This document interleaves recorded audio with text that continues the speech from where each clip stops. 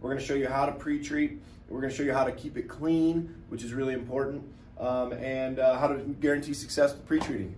So, like any pre-treat machine, you have to keep the thing clean. So, well, let's just assume, which I did, that I cleaned this machine when I was done, so I know that it's going to fire right up and give me a good print, or give me a good pre-treat spray today when I go to print. I'm going to show you how to clean it, but first we're going to pre-treat first, and then we're going to go cleaning. So, Pretreat Solution, there's a number of different brands. We like the Epson Pretreat, but we also like this universal Pretreat from Eco-Free. Comes with your printer. It's really good for blends, 100% cotton, 100% poly, and it's just a matter of how you mix it. It's a matter of ratio and how you mix this stuff for what you're going to print on. So, I have a little guide here. This is just a quick reference guide that I threw together real quick. I wanted to show you guys that a ring spun cotton shirt, so this is the highest quality ring spun cotton shirt, we're going to typically do about 40% pre-treat on our darkest colors. We don't need a lot. As the color gets lighter, we're going to use a little bit less concentrate and more distilled water. On 100% cotton, Gildan, or a lower quality garment, they use a less quality dye, they use a less quality thread, so the chances of the ink not being very vibrant on the shirt are higher. So we have to add a little bit more pre-treat to try to combat that. So you're probably 50-50 on the darkest shirts, maybe even on the darkest, and then on black shirts you might be even 60% concentrate, 40%. So this is just a rough guide. This might be on a yellow or a light gray or something, 20%, right? So this is for cotton. For blends, we're typically going to go with the higher volume. So we're going to be around 50% on most dark blends. If you're doing 100% polyester, you're probably 50 or 60% concentrate, and maybe even upwards of 100% on polyesters. And again, a lot of it depends on the fibers, the material, the quality of the garment, and the quality of the dye. So these are just rough estimates. I'm going to go with this 60-40 mixture today because we're going to use a good quality Cotton Heritage shirt. Really good stuff. Cotton Heritage and Spectra are the two best shirts in the industry. So if you don't have an account with them, I certainly recommend setting them up. Here's Cotton Heritage. Here's what it looks like. And the other brand is Spectra Apparel. Both really, really top notch. All right, so this is the shirt we're going to use, but first things first, let's mix some Pretreat solution. So I use distilled water. We don't want to have any extra crystallization. And then we use our Eco-Free Pretreat. So I'm just going to do a very rough estimate here of Pretreat solution to water. I don't have to sweat it too much, people. It's not really a science. I'm just going to go. I'm going to go less Pretreat than I'm going to try to hit that 60-40. I like these mixing buckets from Home Depot. They have measurements on the side. You can also make some of your own.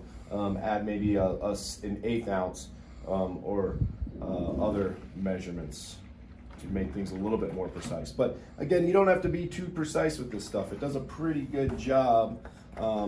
These are just general guidelines, these percentages. So from here, I'm going to mix my rough estimate of 60-40 pre-treat.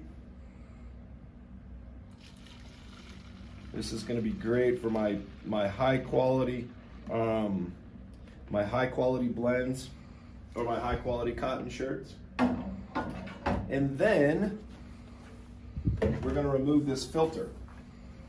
So if you don't have this filter that is part of the Mr. T1, the other filters that we had in the past were not the best. Here, I've got one down here I want to show you. So the other filters in the past were not the best. If you have a Mr. T1 and you don't have this filter, let us know. Write a comment in the section, or let us know, email me, or get a hold of Melco, and we'll send you these out for free. This is going to help considerably. There's a few choke points with pre-treating. One of them being the filter, and we'll get to that when we talk about cleaning. But first, we're going to pre-treat, show what a good pre-treat should look like, and then we'll address how to clean everything and make it work proper every single time. So I pull my filter out of my cleaning solution. I'm going to drop it into my pre-treat solution. I'm going to hit the clean button, which is right. Where is it? Oh, here. So we're going to hit the clean, and it should come. The line changes from so it changes from clear to white, and now we know we've got pre-treating there. You can see it on the table. You can see it on the tray. The back of our pre-treat machine, our drawer has pre-treat on it, and it's white and it's good. We use terry cloth towels, old beach towels. These old terry cloth towels are good. They're nice and absorbent, so you can just kind of wipe that away.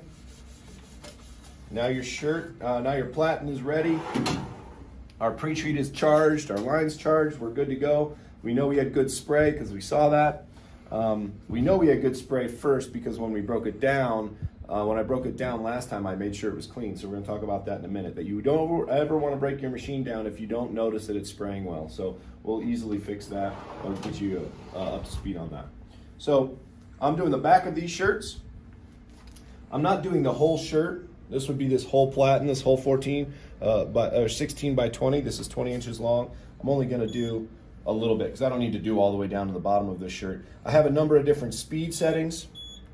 5 being the fastest. I'm gonna put it on round trip. So it's gonna pre-treat there and back. With a good quality shirt like this, speed 5 round trip is perfect. If you're going Gildan, you might use speed 4. So that means you're just putting a little bit more concentrate down. So good quality shirt. Just gonna quickly hit it with some good pre-treat. And what I wanna show you, so I always like to line it up too, make sure that I'm putting it on the platen square. You know, a lot of people make that mistake of putting it on, it's a little bit crooked. When you take it from here to the heat press and then to the printer, your pre-treat square might be a little bit crooked. So try to center it up the best you can. All right, Mike, I'm gonna start this thing. Ready? Take a look in there. So watch it spray really nice, quick, even consistent spray, edge to edge. That's what you're looking for. And down here, you'll notice that we don't have any pre-treat, and that's what we wanted as well. We don't need to pre-treat this whole shirt. We're just doing the top for a dark colored garment. So here we are, nice, consistent. Now let's put it on our heat press. There's a couple different ways you can do this.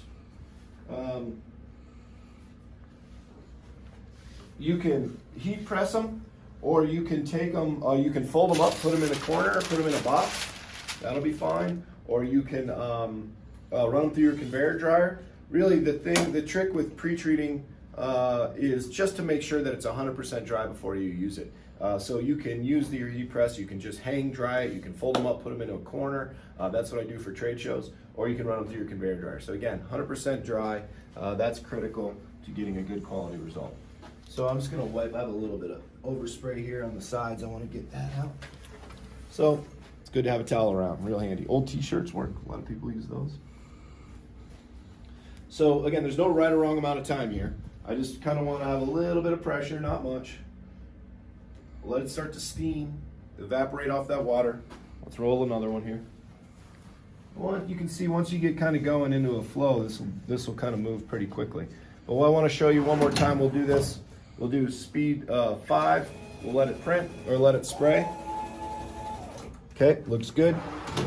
Now I want to show you this little trick that my friend over at Epson, Larry Kaufman, when the 2100 came, when the 2000 came out, he came up with this technique, and there's a lot of value in this. So you don't necessarily need to do this to these shirts, these 100% cottons, because they're a lot less sensitive. But if you just brush, it allows you to see like where the areas of pre-treat are and aren't. So if you notice, here's my good pre-treat square, but down here, there's not much. So that was intentional. But if you see no banding, you see no striping, we have really consistent pre-treat on this shirt. And that's what we're looking for, consistency, edge to edge, okay? You don't want any banding, striping, or anything like that. So here's our pre-treated shirt. Looks really, really good. Ready to go. I mean, we knew that we had good coverage, edge to edge. I'm comfortable with this. Are you comfortable with this as a good pre-treated shirt? I think you should be. So that should be your goal, okay? That's what we want to try to achieve. The concentrate isn't as important. We mix concentrate, we reduce it to try to avoid staining. We reduce concentrate so we don't have to necessarily use more material than we need. But on a good quality shirt, if you have even that sort of mixture, that rough estimate, you're still going to get a super vibrant print. So another thing, here's how I prep shirts for trade shows. So I'll pre-treat in here, I'll come do a couple dozen, and then I'll just fold them in half like this, fold them in half like that, and then I just put them in boxes and I stack them like this. And when we get to the trade show, they're pretty dry. I'll just put a quick heat press on them, and then we're ready to start. We're ready to go. So I hope that was detailed enough to help you understand what it takes to pre-treat properly. Those are the things that we're looking for. But if you don't have a clean machine, you're never going to get those results. So let's get down to the nitty gritty here and talk about how to clean this thing properly. This is probably the most important part. The other part's easy. This part's easy too, but it's often overlooked. So, Pretreat is essentially dried up Elmer's glue. It really is. It's just, it crystallizes, it's sticky. You notice in here, this is an evaporated bottle. This even has some cleaning solution in it, but this is evaporated bucket of Pretreat solution. So this stuff, look at this stuff. This is what's gonna dry up in your machine if you don't clean your machine on the regular. So after every time you're done printing, I want you to clean your machine. So let's do the first scenario. Scenario one is you've pre-treated in the morning. You don't want to turn your machine off or go through a full cleaning because you still have possibly more shirts to pre-treat later in the day. I'm going to show you how to do a quick, kind of a quick clean before your full end of day cleaning. And the way we do that is we use distilled water. Hot water's best. If you don't have hot water handy, which we don't right now, that's not a big deal. And Simple Green. I use these two, hot water and Simple Green works really, really well as cleaning solution for this machine. And what we want to do is we don't need to add much. This is 100% concentrate Simple Green. We don't need to add much. I would actually, get a big jug of this, or have a spray bottle that's a little bit reduced too, because you might clean the machine with it. Then we're going to add some water. This is going to be essentially our cleaning solution. And that's distilled water, you said, John? Distilled water. Okay. Distilled water. Okay. Now, I'm going to take it. I'm going to take out my Pretreat. I'm going to hit the clean button. Now, we'll notice that the line changes and it's pumping it out. Now I'm just going to drop it in while it's cleaning into the cleaning solution.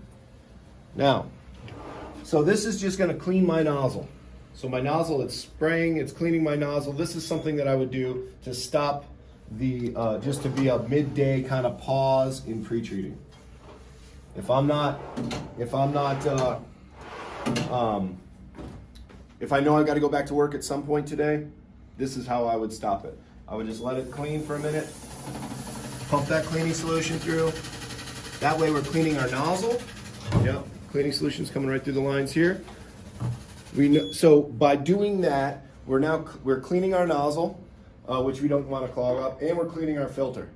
Those are two very important choke points. If those things aren't clean, it doesn't take long for that Pretreat solution, or that Pretreat solution to start crystallizing in the lines. So we want to, when we're done, just give it a quick clean. Now we can let this sit for the rest of the day. If we have 5 or 10 more shirts or whatever it is that we want to do before the end of the day, we can always fire it right back up. Just take it out of here, put it back into the Pretreat solution. One thing to notice, Mike, if you want to come around here quickly, we have our drain line. Sometimes with the T1, there's like a little vacuum lock in this, so we have to kind of assist that drain. So make sure your drain line is raised up in the front and draining nice and evenly in the back. So come on, let's take a look on the inside here. So you notice this is the inside of our machine. That's our drain line. In the back there, it's all kind of draining right down where it should be. All right, so let's say we're done for the day. We're not pre-treating anymore. What I like to do is get that nozzle clean and started. Then I'll open my drawer, slow my speed way down. Oh, yep, speed. Slow my speed way down, have a full area, so I'm at speed 1. Then I'm just gonna run it a few times. I'm gonna run it there, I'm gonna run it back. And what this is doing now is it's diluting all the pre-treat that's been built up in the machine while we were running. Do this like 3 or 4 times. You're basically just pumping cleaning solution through your whole unit. It's a really easy way to kind of get a good clean through your whole unit, and then I'll show you. We'll do that one more time. Now we'll do it on the drawer, let it hit the drawer. And then so the next thing is, let's look inside of our unit and see what we're working with now. So in here, you notice our pre-treat has been diluted. You can see it's even diluted. It's draining nicely. Our nozzle sits here. Often, if we have an issue with our spray, I just finger tighten this thing. You don't need to do much.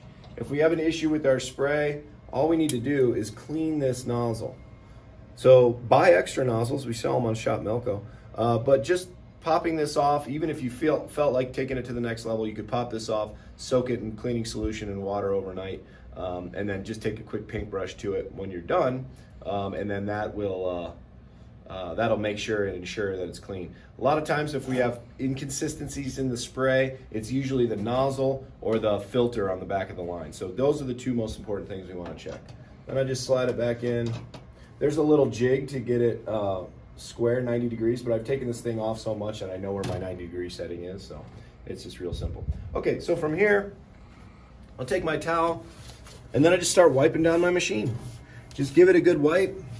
You might want to kind of help get some of that solution down there a little bit. You might have a little bit of solution left over. You can kind of dump some in here. You know, just kind of help dilute it a little bit. If you have a combination of, if you have another spray bottle, mix this maybe 30% or 20% simple green, 10% or 90% water, 10% simple green probably. And just give it a quick spray around in here. This is just going to help the pre-treat from not binding and sticking up. Use some old terry cloth beach towels. Just give it a nice little wipe down.